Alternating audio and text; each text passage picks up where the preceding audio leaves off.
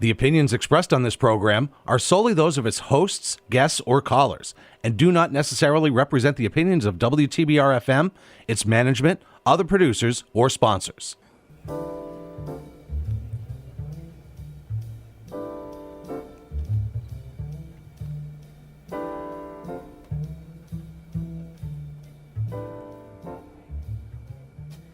Hi, everyone. You're listening to Backstory. Let's hear it on WTBR-FM Pittsfield with Roberta McCulloch-Dews. Thanks for tuning in. So today we have with us Lisa Polidoro, a Pittsfield native. She's the program secretary and office manager for the Berkshire Veterans Outreach Center in Pittsfield. Did I get that correct, Lisa? You did. Okay. Perfect. All right. And so I just want to thank you for being here today because I know we had so many logistics things going on. And so you are a very busy lady, and I just appreciate you making the time to be here. Of course. So knowing that you're a Pittsfield native, I'm always intrigued. How far do your roots go back in Pittsfield? Oh, God. I mean, I was born here. My mom she grew up in Lanesboro. And yeah, really since my grandparents, I don't know much past that. Okay. But yeah, they grew up over on the west side. Okay. And my dad's side of the family. Okay. And then my mom was in Lanesboro. And Okay. yeah, we've lived here since. And in which neighborhood? Were you on the west side too? So in Whedon, when Okay. growing up, we lived, over off of Holmes Road. Holmes Road, okay. Yep. And then my mom got remarried. We moved to like Churchill Street up by BCC, and Okay. you know, So your grandparents, but nothing beyond that. yeah, Ah. I know.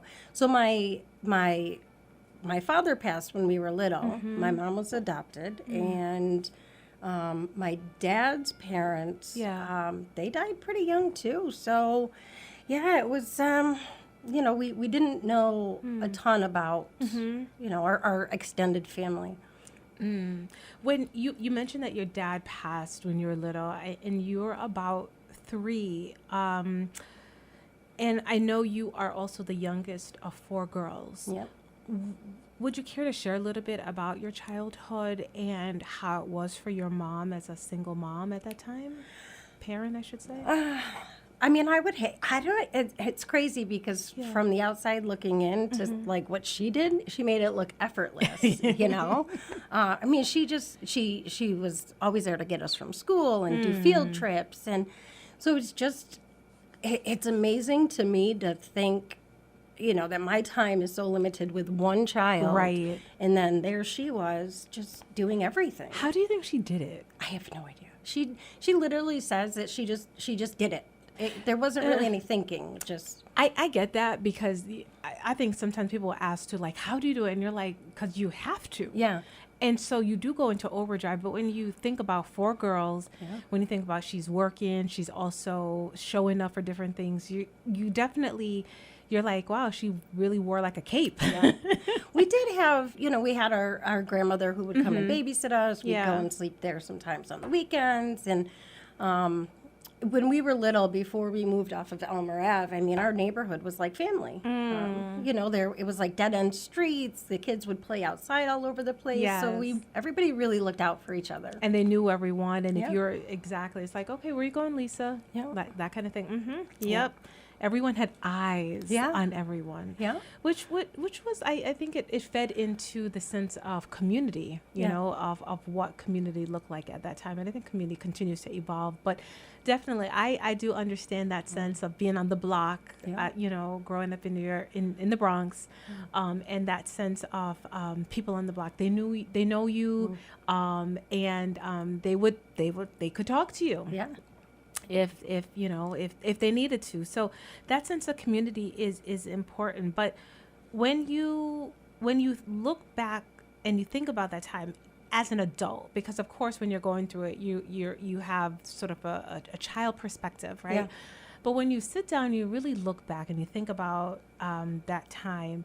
Do you think that you realize that your dad wasn't there? Because you lost him when you're like 3. So did you know? So, the last memory, and this makes me emotional, and the only memory I have of him is him in his casket.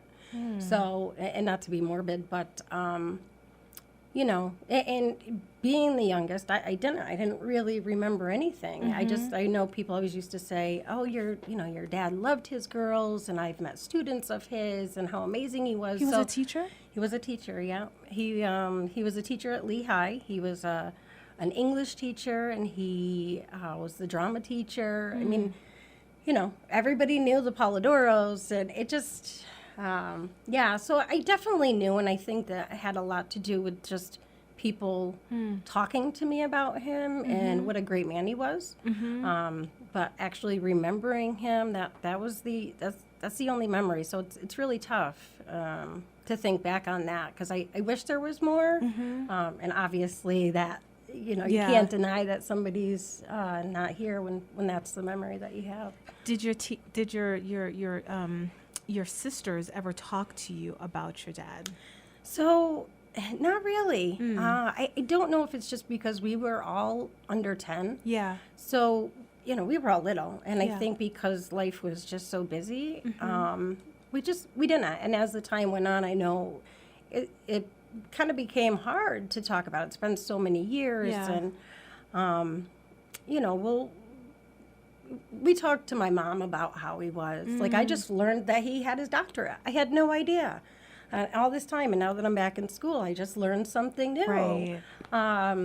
So it does come up every once in a while, but, you know, they only remember so much, too. Wow. I'm still thinking about the last memory that you have. Like, the fact that you actually, like, remember that at 3, and that it's, like, seared into your mind.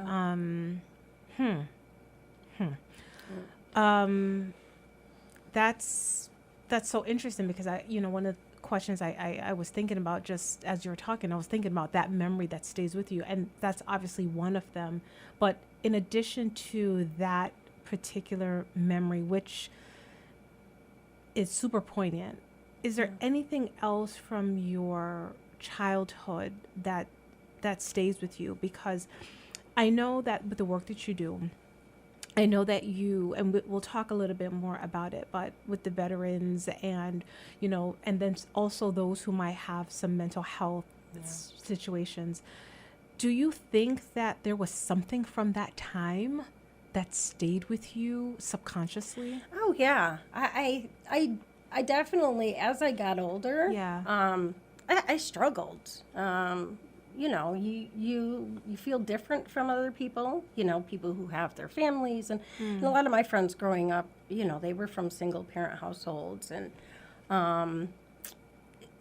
so, yeah, I definitely think that, you know, always just the yearning to have a father was something that, you know, that stayed with me. But my mom was amazing. I mean, it really was growing up with 3 older sisters and my mom, and having dance parties in the living room and, you know, sledding in the backyard. I mean, all those great memories, you know, I think it took center stage. So even though you had that trauma and you had all of that, you still had something to balance it with. Yeah.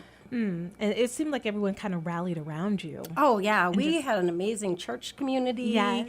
I mean, it really was like Christmas time. You know, people would get gifts for the girls. It really is indescribable, because you don't realize when you're that little and you're in the midst of it all how amazing it really is, and until obviously you're older and you know, think back on that stuff. Like I just you know, I wish it was like that still. You know, neighbors don't really know each other. Isn't that like it's so hard, because it's almost like, I think, the advent of the really large fence, right? The fences that just continue to get taller and taller and taller.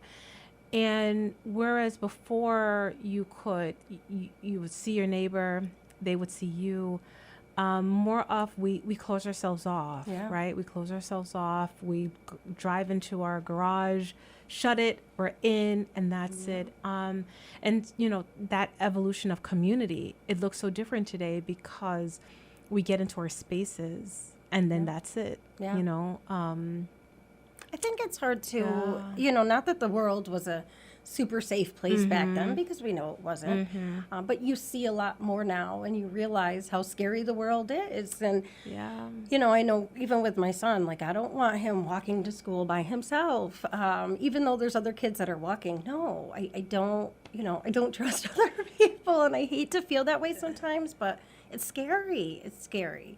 When you know more and I guess your eyes are open in that way, you definitely have, you're hesitant. Yeah. And so I think that's correct. I mean, I remember, growing up in the 80s, dating myself. Me too.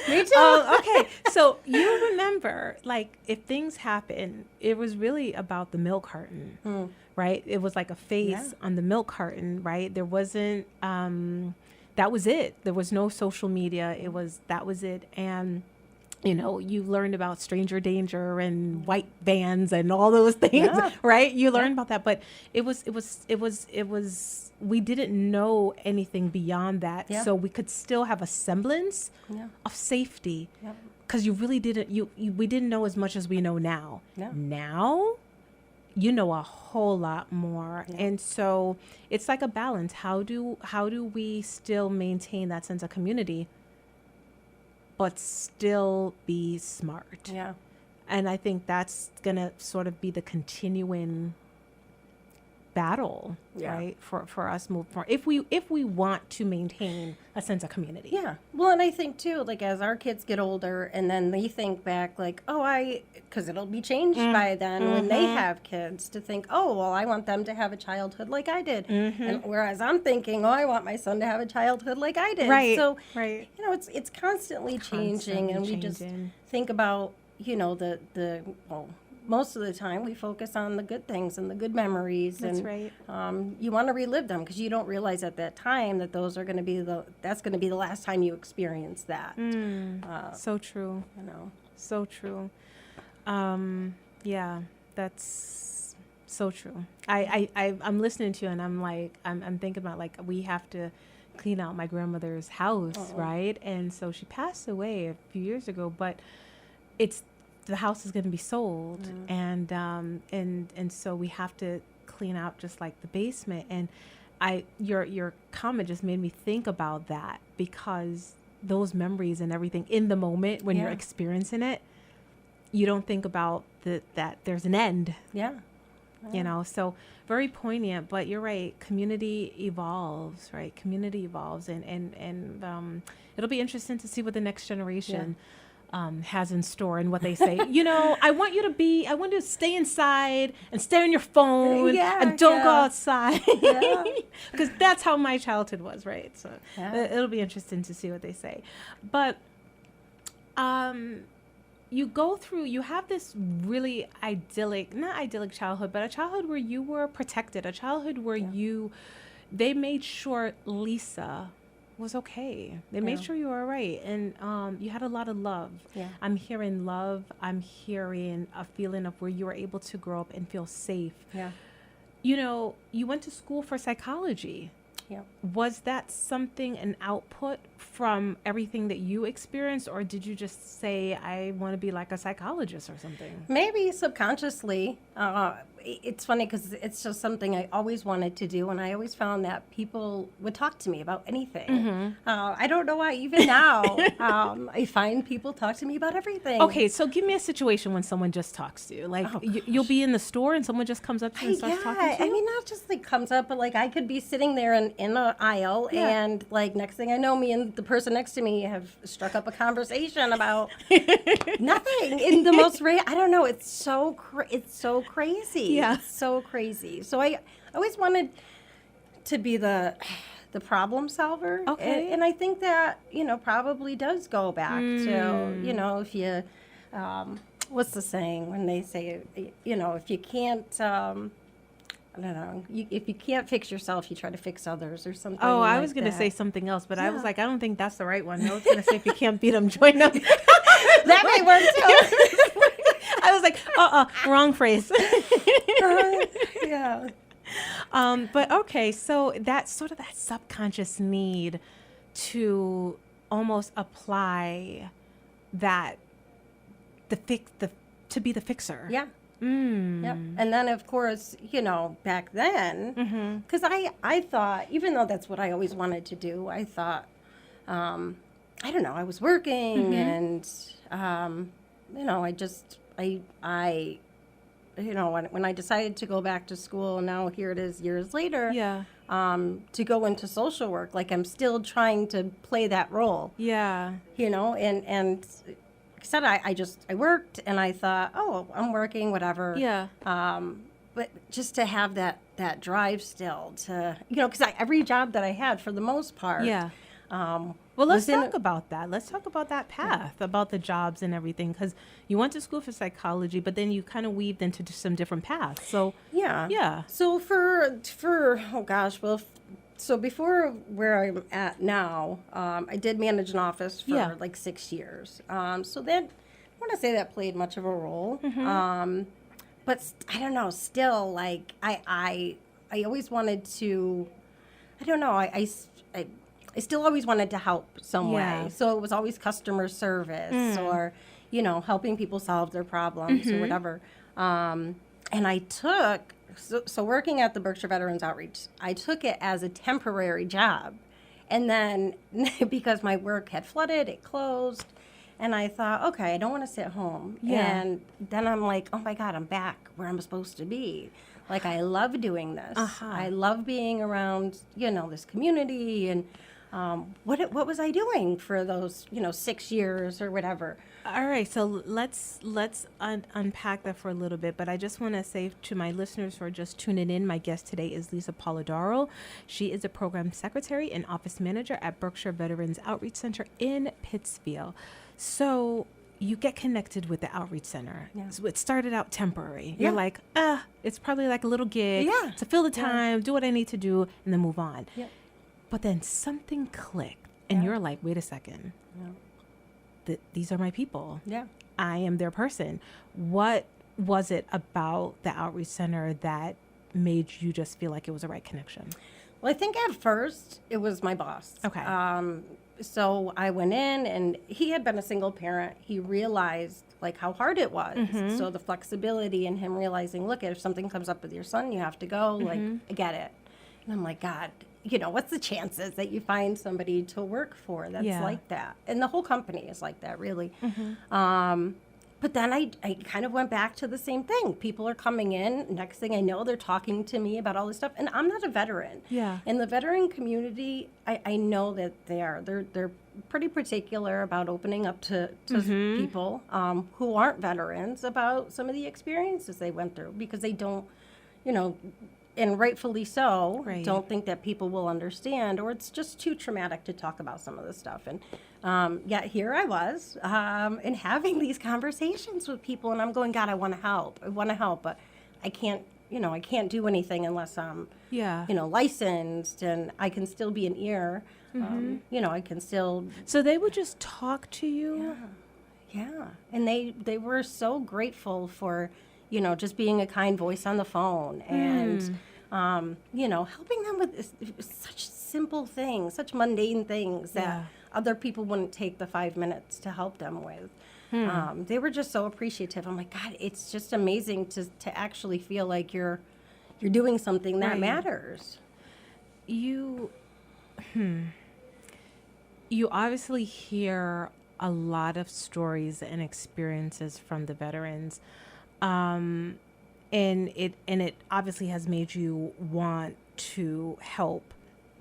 When you listen to some of the things, are you shocked? Oh yeah.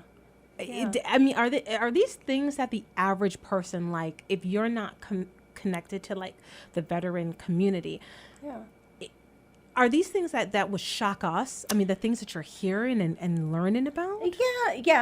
Yeah, and even hearing them firsthand from people, you still like you can't grasp it all, because you just can't. You can't put yourself in that situation because it's so unique and so just kind of wild. And they lived it.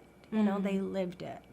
What's like the age range of like the veterans that you serve at the Outreach Center? Most of them are older. We do get some younger guys. Most of them, let's say, are 50 and up.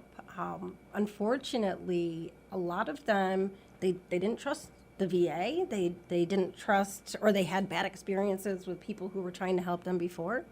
And slowly, word of mouth, the people who were running the center started to get around. And so now you have all these people who are coming in that finally, after 50 years, they decided that, okay, I'll let you guys try to help.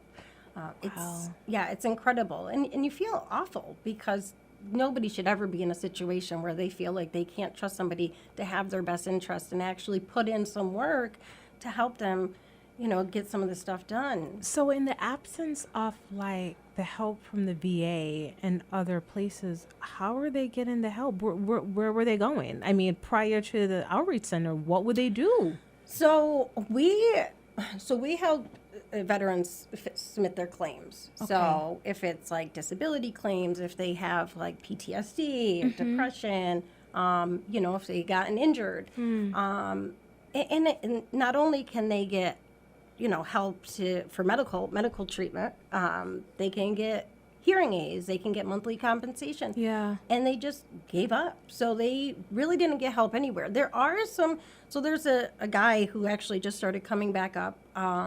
He would come up to the outpatient clinic in over on Eagle Street now, or was on Eagle Street, excuse me. He would come up like once a month, and he would help people, but you can only help so many people when you're only there one day a month. Right. Plus the follow-up, and so it was tough. And people can go online and do these things themselves, but it's a lot of work. And if you don't submit the right stuff, then you got to wait for it to come back and then send stuff back. And it gets rejected, and then there's a lot of like paperwork and things like that. Yeah, and then when you have these guys and girls who are, emotionally and mentally just not in a good space. Yeah. They just, they're frustrated. They give up because they just feel like it's too much for them to have to take on top of everything that they're already dealing with. Tell me a little bit about the environment when a veteran steps into the outreach center. What's the process like for them? And I know there's also a food pantry there too. Is the environment tailored to recognize that these are veterans who will have some of the, they may be having some of the after effects of the trauma that they've experienced when they were away? So we try. Okay. We run by appointment only so that we don't have a bunch of people just walking in and out. We try to, even with the offices, making sure that there's just enough space for people. You want the door closed, you want the door open, have a cup of coffee. Just all those little things that I think make a difference. We have all the pictures of different veterans hanging on the walls, local veterans. People love to say, oh, I know that person. Yeah. So I think that's comforting as well, making sure that people know that they don't have to accept our help. So my boss, Steve, is amazing about, not BSing people. He'll tell them exactly, this is the situation. Right. If I think I can help you or not. If you don't want to come on as a client, you don't have to. Even if you don't and you have questions, call and we'll do what we can to help. So, we try not to overwhelm them with feeling like once they step in the door, they're obligated to do anything. And if they don't want to talk about something, you don't have to talk about something. So we do as much as we can. And tell me a little bit about the food pantry that you have there. So the food pantry we took over from City Hall, as the Veterans Office. When they moved, Lisa had called us and said, we're not going to continue it. She was moving on and said, do you guys want to take over? So we said, sure. And so we keep trying to expand on that. So right now it's only one day a week for a couple hours. Thursdays, 11 to 1. We always tell people when they come in for appointments, if you want to grab stuff on your way, please feel free. If somebody's in a hard spot and they need to come in early, go ahead. So what we used to do is we used to get food supplied from oh my gosh, I can't think of the name right now, out in Westfield. So is it the Western Mass Food Bank? Yeah, I think it's that. I thought so too, but I It could be something else. Yeah, so there's a couple. I know Okay. one place that you have to pay like a monthly fee, and so we weren't doing that. This one in particular is specifically for veteran organizations. It's driving me crazy. I can't think of the name, but You know when it's going to come to you. It's going to come to you Yeah. when you're in your car driving away. Of course. That's when it's going to come to you. Yes. Yeah. So we actually stopped going there quite a few months ago now Okay. because what we were finding is, one, we have to drive out there to get the stuff. And that's tough when there's only 2 employees. Right. And then secondly, you don't know what you're going to get. And as much as it's appreciated, we would find that we'd have this stuff sitting on the shelves that, people didn't want. And I think I had told you before that, even though people may be in need, Yeah. they still want to be able to have stuff that they enjoy. So tell me a little bit about what the veterans are saying that they have shown a desire for, and so like if there was someone who wanted to help and support, what are some of the things that are really popular or wanted? So it's so weird because I don't know, we get all this. I don't know. I don't want to say like special stuff, Yeah. but we'll have like salsa Yeah. and hot cocoa, and Uh-huh. people don't take that stuff all the time. They'll have like the canned chicken and tuna fish or cereal and pasta. Like hearty things, things that Yeah. they can, things that maybe it almost feels like it's safe. Yeah. It's safe Yeah. and it'll be there. Yeah. Something they know is simple. That because we don't get a lot that are homeless. Most of the vets that come in, do have a home that they can go to. Yeah. So what we've been trying to do is we're trying to get a refrigerator and a freezer so we can have, Yeah. whether it's deli meats or bread, so that if, Yeah. somebody doesn't come in, we have we can put the bread in the freezer. Right. Because we do want to be able to offer more of those things to people. Because, even though there are those certain things that they take, Yeah. there's always more. There's always more that we can do. And then, because we try to take requests to say, hey, what is it that you want? Yeah. Coffee, that's always a big one. Okay. But at the same time, it's tough because we fund the food pantry on donations. Yeah. People will give donations specifically to help with it. And then I'll go out shopping. And we don't want to buy stuff that's, going to spend all of our money. Right. So we try to buy in bulk if we can and buy Okay. stuff that we know that everybody will eat. So we have to make some concessions. Right.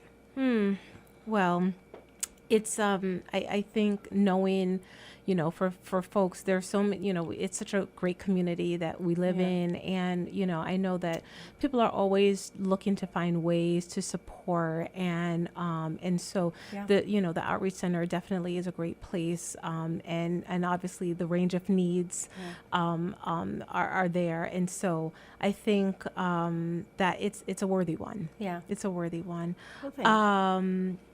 Okay. I know. I will say it's really sweet too because we have. There's a lady down in South County who loves to knit, so we'll get hats and scarves And so do you get is it like a limited supply of things, and when it's done, it's done? Yeah, Is that so we used to have people could bring in clothes, and that just it took up too much space. We just didn't have the room, and people weren't taking them like we were hoping. So now, with the scarves, we could call and request more, but we find usually that's enough to hold us through the season. We do get jackets in the winter. Okay. We ask if people do bring them, that they're new or lightly used, Right. or we'll go and, buy some if we see some on sale or Right. something. Right. Yeah, yeah. Okay. All right. For the listeners just tuning in, my guest today is Lisa Polidoro. She is a program secretary and office manager at Berkshire Veterans Outreach Center. All right. So the center really is, as I'm listening to you, it's a safe space. Yeah. It's a safe space for the veterans.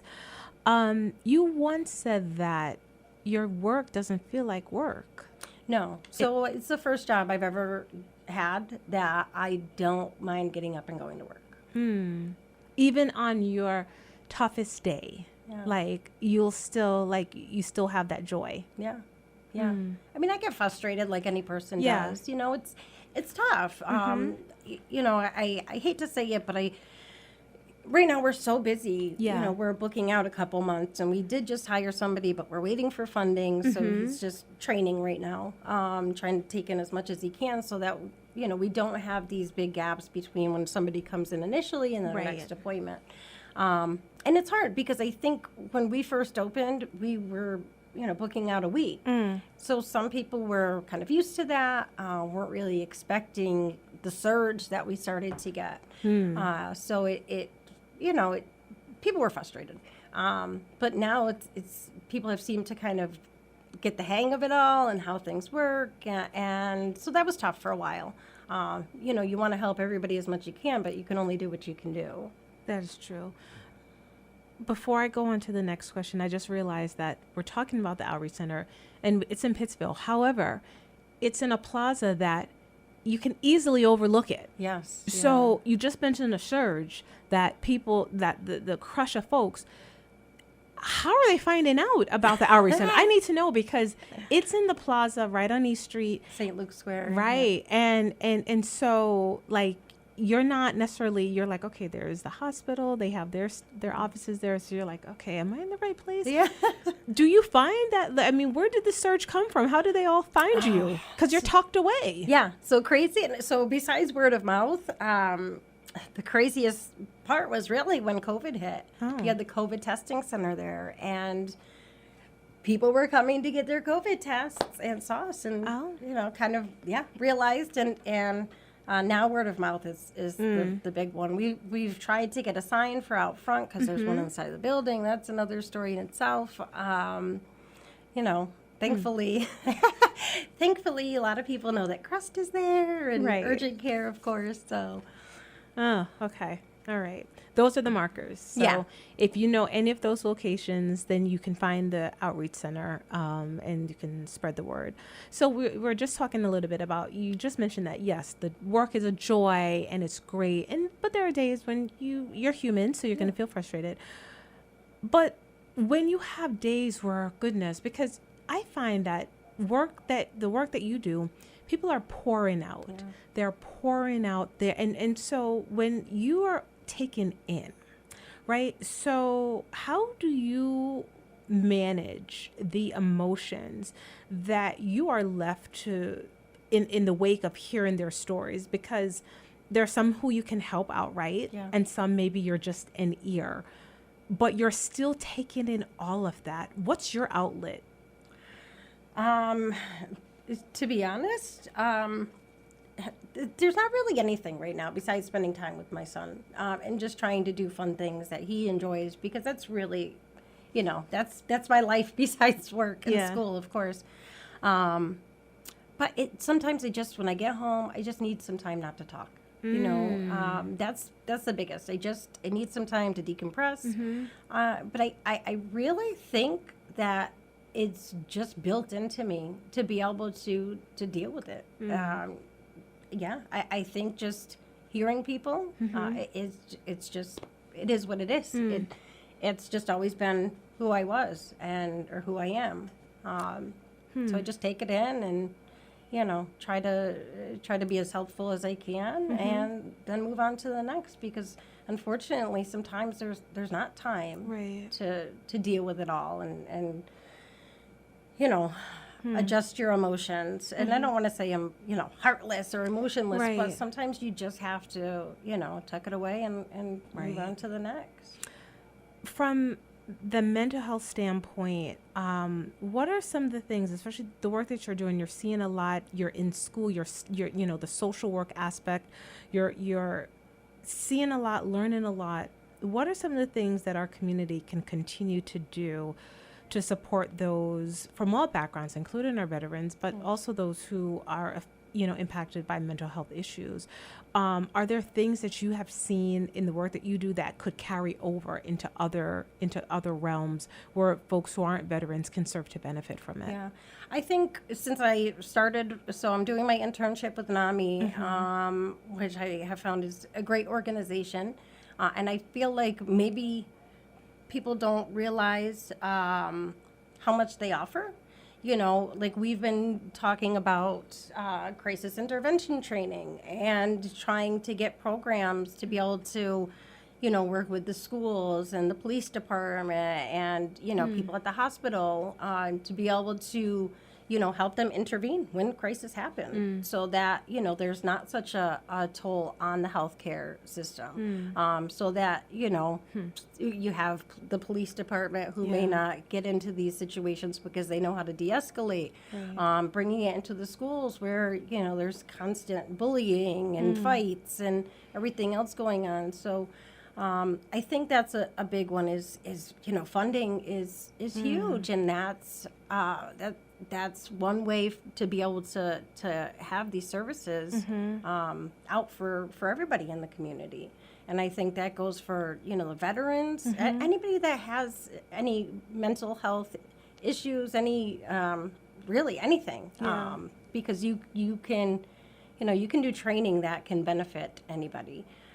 Even with the schools, like NAMI's, they kind of work with school adjustment counselors. They get certain kids that are selected from different high schools. They bring them on like a mental health retreat to Rapallo, just to get them away from everything, teach them how to, do some self-care. Right. So all these things, I think, make a really big difference. It's just there's not enough access to it.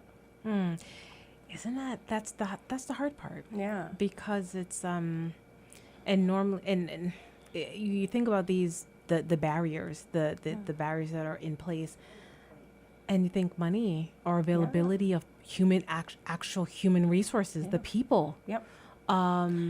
It's such a it's a hard thing, but I like some of the things that you just mentioned, some of the tangible takeaways that people can consider and maybe integrate that into their own model. Well, we even talked about too, like with the schools and reaching these kids and doing the mental health days, and then being able to reach out to the parents and seeing, how it is between them and their children and what services you can offer to them afterwards. Right.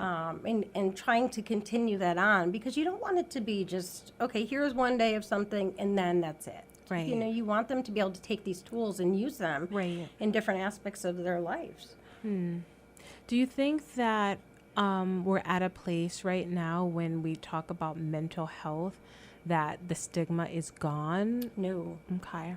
No, I think it's gotten better a little bit. But of course, people trying to get any kind of treatment is still tough. So, you may have people who go for longer periods of time without getting treatment, and their symptoms can worsen, which, then of course people are exposed to that, and people just brush it off like, oh, they're crazy. Well, no, they need help, and unfortunately they're not getting the help. So I think people are seeing it more, and it's starting to become normal, I guess, if that's what you want to call it. But people still judge them. They still judge them because they just don't know.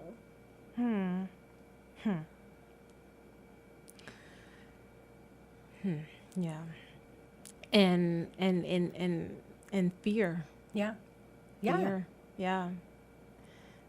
Fear of that, like you said, they don't know, and then fear of that difference and what that difference might mean, or, there's so many things woven into that. And hopefully we will get to a place where it's, we can talk about it and people can get the help that they need. I'll tell you, so we again, working with veterans, we have a lot of people who come in who suffer in some kind of way, whether, again, it's PTSD, depression, anxiety. And it's so crazy to me because there's this one guy in particular who's like, oh, the people over there don't like me. And yet he will sit there and talk to me for 20 minutes, just because I'm listening. Yeah. But, he definitely has some things going on. And I think that's why the people don't like him, as he says.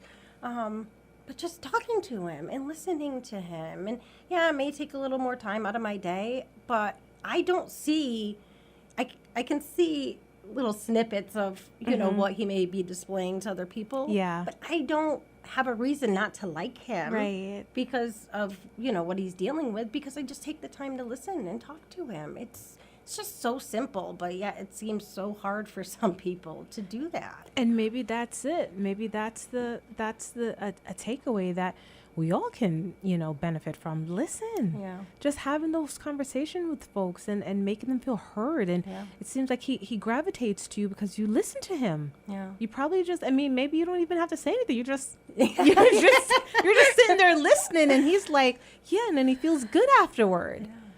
Yeah. Wow. When you're in Elms College right now, and you're going to graduate in May, and then you're going to go on to get your master's. Yes. Do you have a long-term plan of how you'd like to use the education and the expertise that you are amassing at this time?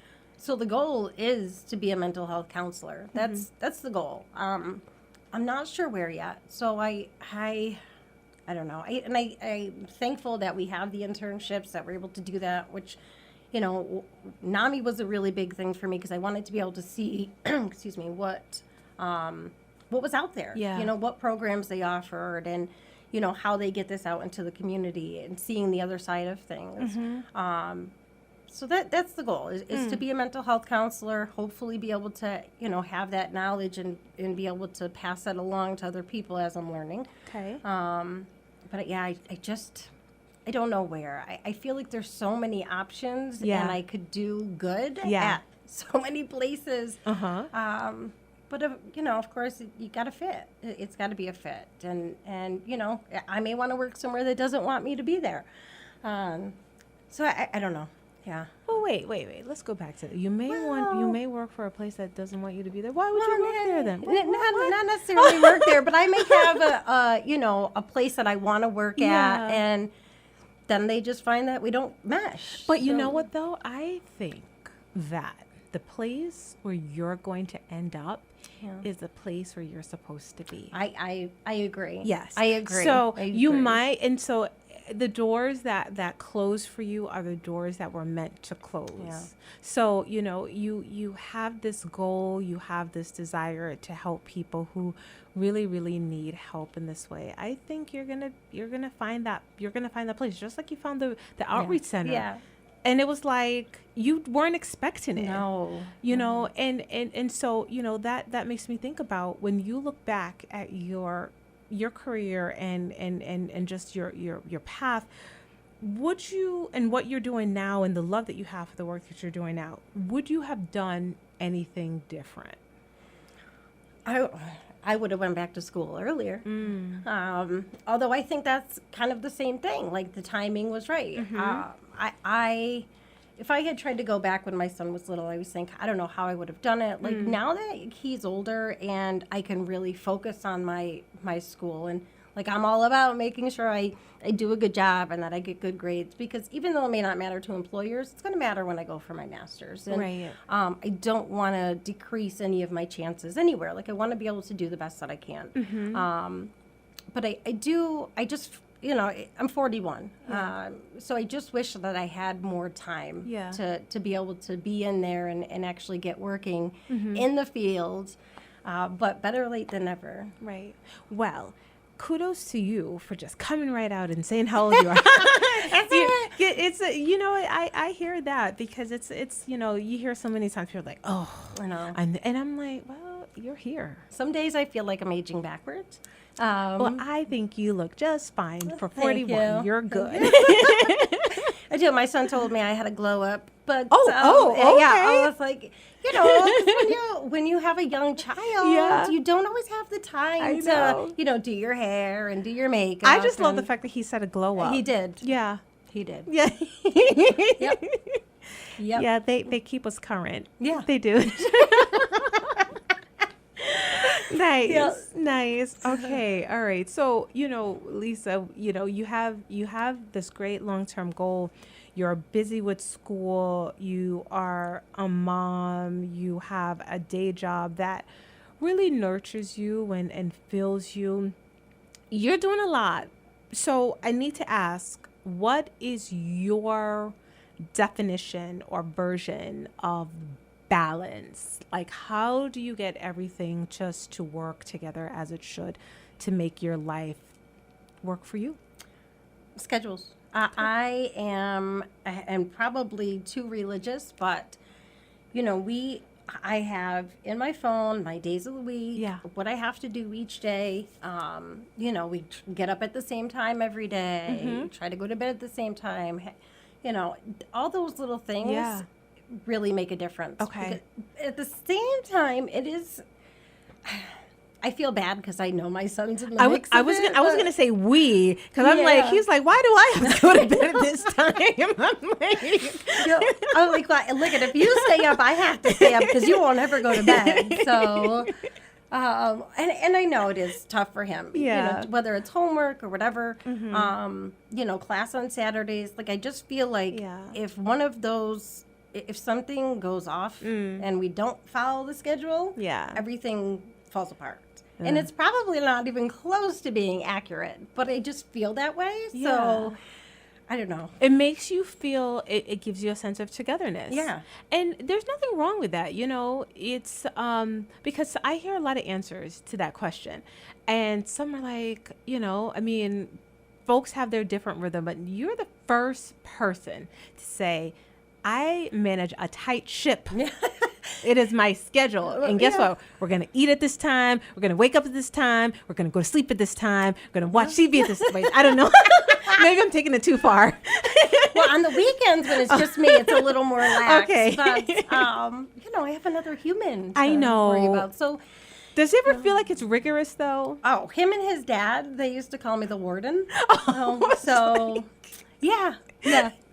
I have gotten better. Okay. But it's so I go to work in the morning. I drop him off at school. I go to work. If I have my internship, I go there for a few hours. Then I leave, go get him from school, drop him off at home, go back to work. So there's just so much to do in a day. That schedule is huge because I have to be at certain places at certain times. Right. So there's no room for error. No. I get it. No. I get it. I know what you mean. I mean, I manage different calendars, and the trouble is sometimes I'll have something in one calendar and I didn't put in the other calendar. And then my husband's like, but I gave you a calendar invite. I was like, I didn't see it. I didn't accept it. I don't know. I think I could take a page out of Lisa's playbook and add a little rigor to my scheduling, because you run a tight ship. Well, I'll tell you what makes me nervous, though, is when I don't have school anymore and I don't have that structure, then what? Like, what do I do? Then you structure your fun time. Yeah, right. Right. And we do. So I'll tell you. So we already have a plan because Friday nights are like our time. Okay. So tomorrow night's the movies. We have our Pumpkin Fest tickets at Nomkeg for a couple weeks down the road. Purgatory Road. Another weekend. So it's funny because I have all that stuff built in. Yeah. For your son. And he he readily wants to hang. He's still at that age where he's in hang mode. He loves being home. Okay. He is he loves it. Okay. Yeah. All right. No, I know, because at some point I know there's always a shift that takes place, and then it's like, I'm going to the park with my friends or whatever, and it's like, oh, okay. Yeah. I used to take you. But he still loves his mom. Yeah. Still wants to hang with mom. Yeah. So you guys have a schedule of activities that's laid out. Yeah. Nice. Because I know that our schedule is crazy. So I do want things for him to be able to look forward to. Does he tell you, Mom, this is what I want to do, and then you plan it out, or you say, I think this is something we would both enjoy? It depends. Okay. Yeah, I mean, if it's just something as simple as, going to the park or going outside to play basketball. Yeah. Okay, yeah. The Nomkek thing is really nice. So I haven't had the time. So that was something and he didn't really want to go, but I think he did it for me. Okay. So saying to him, look, this is coming up. Do you want to go? Mm-hmm. Yeah, okay. So, like going to the movies. He loves going to the movies. So even if I feel like time is pressed, I still make sure that we make the time to go. And you know why that's also so special? Because he's not going to be little forever. No. I mean, work, you're always going to have work. Yeah. And it's always that, as you know, as you're putting your schedules together and you're looking at everything, you're making trade-offs. Yeah. And you're saying, if I'm going to do X, Y, and Z on this day, I'm not doing something else on this time or whatever. So it's a constant trade-off, but I think you have prioritized in the way that is most important. You've put him first, and I love the fact that he loves hanging out with his mom and doing things, going to the movies and all of that. That's so special. I will say, though, too, it is different now because, you know, like you were saying, kids going to the park together with their friends. Now they play their video games together. So even if he is home spending time with me, he can still be spend with time his friends. Right. Okay. And we didn't get into that until the pandemic because I was like, no video games. And then the pandemic hit and I'm like, you need to be able to talk to people. Yeah. Like you need your friends. Yeah. Because he didn't have a phone at that point. So, so it started out like there's no going back. No, we're in it. That's what I always say. It's almost like once you have let the horse out the barn with that, it's done. That's how I felt with my daughter. She's the youngest of the three, and the oldest, they never got phones. They never got their phones until they were a certain age. With her, it's like, I mean, and then you're so exhausted by that point. You're just like, what are you on? Oh, okay. No, but yeah, it's like this. You try to safeguard as much as possible, but a lot of it was for safety. To be honest, Yes. it really wasn't because she had anyone to call. Like, who are you calling at this age? You're not calling anyone. It really is. We are calling you. Yeah. So you need to pick up. Yes. Right. Kind of thing. It's like Text him, why aren't you answering exactly. me? Like we're the only ones that you really need to like put on priority. Yep. Like you need to answer our call. So I will say, my son last week, I don't know what I was doing in my phone. I was like searching for him to like send him a picture or something, and he was like, "You don't have me in your favorites." Oh. I was like, "Oh, I'm sorry," and I was like, "Why do you have me in yours?" Oh. Yeah. Oh. I was like, oh. Yep. Oh.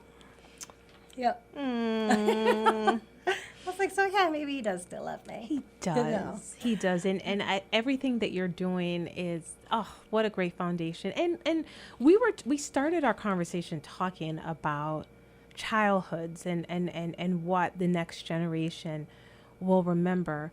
Look at what your son is going to remember. He's going to remember and say, you know, my mom, she worked, but she went to school, but she always found time for us. I'll tell you how. She had a really, really good schedule. But she was always there. And he's going to take that experience. And when he has his own children down the road, he's gonna have that. That's gonna be like the blueprint. I will say too, is we, over the summertime, we try to pick a new place to go to, whether it's for weekend trips or for a week vacation. We try to pick somewhere new, and it's just the two of us. My sister and my niece, we all went together one year, but it's so hard to plan with other people. So I'm like, we have to do something. So I just hope that those are things that he keeps with them and that he still wants to do as time goes on. Because that time, the two of us just away from everything is huge. That is huge. Lisa, I mean, what you're saying to me is so special because you do hear of stories where like the kids don't want to be around the parents. And the fact that he's like, he wants to hang out, he has you in his favorites, he'll go away with mom. Like you have yourself a great son. Thank you. And so that is a testament to all the love that's been poured into him, and he's going to pour that love out. And again, we talk about community, right? We talk about how we keep community going, and I think it's through love, right? It's through love, and when you're loved, you can give love, right? So, you know what it feels like. Yeah, exactly. You know what it feels like. And when you don't have it, you miss it. Yeah. Yeah. I think it makes people, angry. And again, back talking about like when my dad passed and, seeing other people and, their families with their mom and their dad. And, I think the people feel the same way when they don't have love, they don't have people who care about them. Right. Some people are. It just makes them angry, and they don't want to see other people, feeling that. Right. What's the saying again? Hurt people hurt people. Mm-hmm. And unless you find a way to mitigate that hurt, it continues to grow and fester. So, you know, you kind of just mentioned, I'm getting how you're balancing all your activities and responsibilities. You like to go away and do little things for fun and, you know, have these things. When we think about Lisa by herself, Lisa, the individual, what do you like to do and find solace in those moments of specialness? What works for you? Right now is tough. Right now is tough because I, you know, as I'm reinventing myself, and you know, since I've gone back to school, I'm trying to find more of what I like right now. I mean, having just that time. Like on the weekends, Saturday, I bring my son to his dad's, and I go home, do laundry, and then I just sit. I catch up on my shows, and I just sit and do nothing for a little bit. And it's so nice. But I want to be able to, I feel like there's so many things that I used to love to draw and paint, and I hate to start things and then not be able to finish them. So would you rather not start at all? Are you like one of those, like, you're like, if I can't do everything exactly the way I want it, it's best that we don't even begin? Then I have like 10 projects going on at once. Yeah. And then it's just sitting there as a reminder of the time that you don't have to do things for yourself. That reminds me, I hear you, Lisa. That reminds me of the books I'm reading. So I'm like reading multiple books at the same time. And like, if I get to a section in the book that I'm like, this is like either it's boring me or it's whatever, I'll put it down a little bit. But I feel really bad to jump to another book when I'm reading another book because I feel like have to finish. I have to finish it, and it's almost like it's almost like a sacrifice. Like I started you. I need to finish you because I'll see it there and I'm like, I can't in good conscience start another book when I have this book that's like half read. Yeah. So I get it. I was doing my nails myself for a little bit, but that took a lot of time. So why didn't you just go get your nails done? Because I feel like it's so, I don't know. I just feel like they'll start it and finish it. Yeah, but I'll sit there and I will do my nails while I watch my shows. So, you know, like killing two birds with one stone. Well, you could always put earbuds in, and you could always read. That's true. You could either, you know, listen to a podcast. Which one? Or you could like read Audible books if you're into that. Yeah. But do something nice for yourself, you know, because when you are a giver, and you are definitely a giver, I always say you want to make sure that your cup is filled. Yeah. You know what I mean? Because when you give, and sometimes you're giving and you don't even realize it, and then you're like, wow. Yeah. Wow. So don't forget Lisa, the individual, the person in all of this. My teacher, one of my teachers, she stressed to us self-care. Yeah. Her work-life balance was amazing. And I always said, I strive to get to where you are. You sound just like her, because that's what she would say all the time. Baby steps. Do something that, even if it's a treat, if it's something that is, it doesn't even have to be huge, you know, something that creates a small moment of joy. Yeah. Small moment of joy. And then you have then it's the cumulative effect, right? Yeah. The small moments turn into this experience. You're like, wow, I feel really good about that because you did something nice for you. Yeah. So that's my thoughts to you. All right. So we're gonna be winding it down now, but if folks want to learn more about the Berkshire Veterans Outreach Center, where should they go? Where should they call? What's some information? So we do have a website, berkshireveterans.com. They can call the office, and of course, usually I'll answer. 413-448-6052. Okay. We are by appointment only, so that's a big thing, because I always feel bad when people come and we can only do so much when they're at the door. Yeah. Or they can email me at berkvetout@gmail.com. Perfect. And if you had to choose one word to describe you, what would that word be? Content.